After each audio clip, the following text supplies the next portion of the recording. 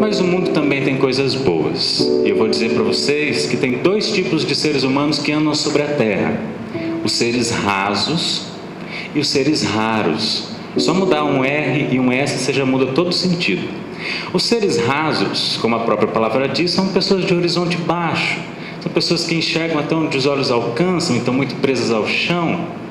Então são aquelas pessoas pessimistas, aquelas pessoas mesquinhas, aquelas pessoas que estacionam na vaga do deficiente, aquelas pessoas que visualizam mensagem no WhatsApp e não respondem. São pessoas rasas. É um tipo de ser humano que tem que ser extinto da face da Terra. Os seres raros são pessoas que, ao contrário, enxergam mais alto. Só que, como a palavra diz, são raros. Tem poucas pessoas assim, que são otimistas, que dentro das suas possibilidades do trabalho que realiza é honesta com as pessoas, é gentil, pessoas que fazem além do que simplesmente cumprir uma função, que abrem um sorriso, que são honestas, que visualizam e respondem. Esse tipo de gente é que falta na humanidade.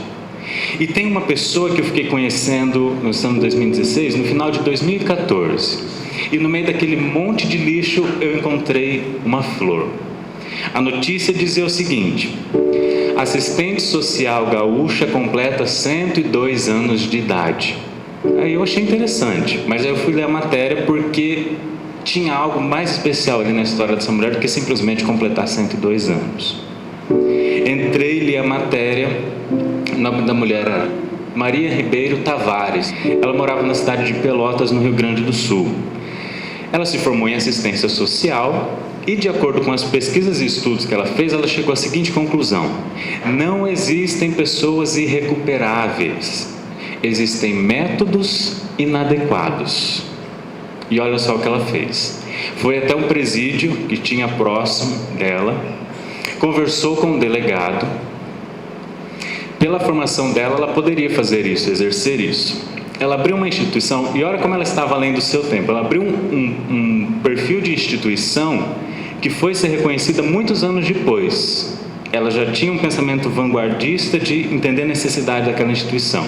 E ela trouxe presidiários de regime semiaberto para essa instituição que ela criou para cuidar deles. E vejam que coisa interessante: ao passo em que a maioria das pessoas falava esses ladrões, traficantes, delinquentes, marginais, a escória da sociedade, ela os chamava de anjos e cuidava deles como se fossem filhos dela. Passou um tempo, ela resolveu trazer o presidiário mais perigoso que tinha na prisão. Aí o delegado disse assim para ela: olha, a senhora sabe que esse sujeito que a senhora quer levar para sua casa está preso por cometer vários assassinatos, e a maioria deles assassinatos de mulheres. Ela disse: desde que eu trouxe o primeiro anjo para a minha casa, eu sabia quanto seria perigoso, mas não existem pessoas irrecuperáveis, existem métodos inadequados. Ela trouxe e cuidou deles. O tempo passa, a gente lê a notícia que ela tem 102 anos de idade. E a foto que acompanhava a notícia, ela estava sendo cuidada por quem? Aquele presidiário, que era considerado até então o mais perigoso que tinha na prisão. Ela já na cadeira de rodas, não conseguia nem fazer as ações de necessidade mais básica da sua vida. Ele estava lá do lado dela para ajudar. Às vezes na nossa existência é necessário apenas que uma pessoa desperte um instante de amor, porque é um quanto que está no coração de cada um, só que é preciso que alguém tenha sabedoria de descobrir isso. E ela descobriu isso com uma frase ligada à educação: não existem pessoas que não têm mais jeito, depende do jeito com o qual você lida com cada uma delas. É isso que vai fazer toda a diferença. Mahatma Gandhi foi um sujeito que fez isso, libertou a Índia do jugo dos ingleses sem derramar uma gota de sangue sequer. Uma vez, no meio dos conflitos,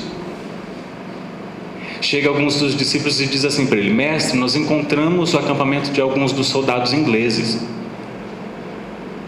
Se o senhor nos permitir, nós vamos até lá. Nós tivemos uma ideia, nós vamos até lá e colocamos fogo no acampamento deles, nas coisas deles, para que eles vão embora daqui. Aí o Gandhi disse assim: não, nós não vamos fazer isso. Ele: não, mas por quê? Eles não estão lá, a gente só vai se defender, queimar as coisas deles para a gente poder viver em paz. E Gandhi, que tinha uma sabedoria muito além do seu tempo, disse assim: nós não vamos fazer isso. Aí eles perguntaram: mas por que nós não vamos fazer isso? Ele respondeu: porque nós começamos queimando roupas e terminamos queimando homens. São pequenas atitudes que fazem e escrevem a nossa história. E muitas vezes a gente precisa aprender a lidar com as pessoas de um jeito diferente e não exigir delas o que elas não podem nos dar. Por isso que eu digo sempre, não crie expectativas, crie porcos, porque se tudo der errado sobra bacon no final. Mas não crie expectativas sobre ninguém.